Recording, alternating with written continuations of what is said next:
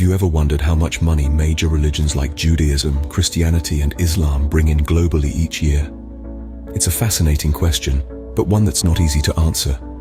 Various factors, such as a lack of centralized reporting, diverse sources of revenue, privacy and legal considerations, and geographical and cultural differences, make the task quite challenging. Imagine a world with countless religious organizations, each operating independently, with no centralized body collecting or reporting financial information on a global scale.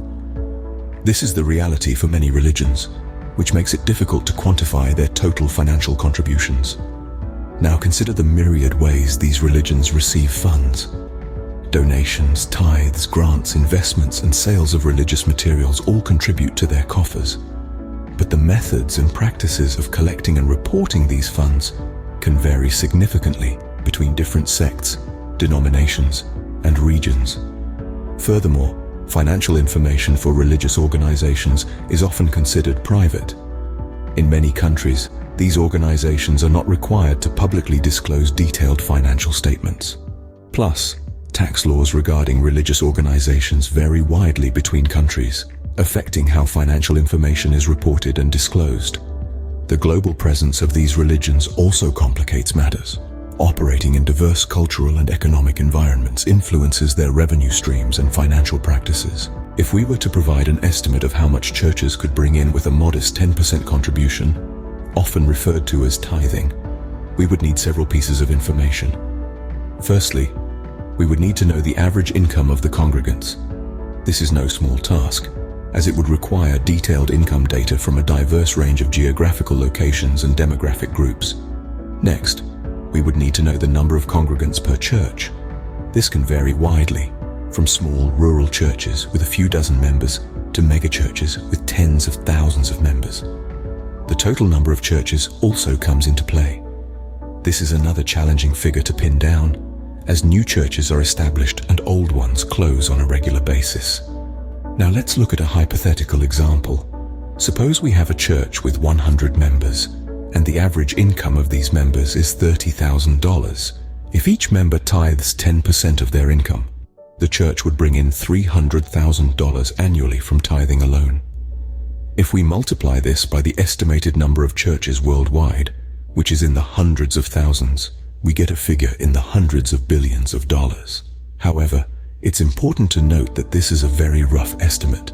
Many factors can influence these numbers, including the actual average income of congregants, the percentage of income that members tithe, and the number of active members in a church. For a more accurate estimate, specific data from a particular church or denomination, as well as geographical and demographic information, would be required. When exploring the financial dynamics of religious organizations, it's vital to identify the elements that affect church revenue.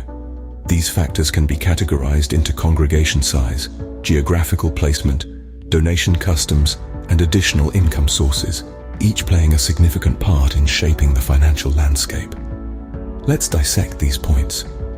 Primarily, the congregation's size heavily impacts the church's income. It's a common assumption that larger congregations would lead to increased donations, yet it's not always a direct correlation. The commitment level and financial ability of each member are equally influential. Next is the church's geographical location. Churches situated in affluent areas or major cities are often the recipients of larger donations compared to their counterparts in rural or economically less privileged areas. The manner of donations also holds weight. Some churches predominantly depend on regular tithes and offerings, whereas others might conduct occasional large-scale fundraising events or campaigns. The presence of additional revenue streams can potentially enhance a church's income. This may encompass income from associated schools, hospitals, or other affiliated institutions, along with the sales of religious materials. An interesting case is presented by the megachurches, massive religious establishments with thousands or even tens of thousands of congregants.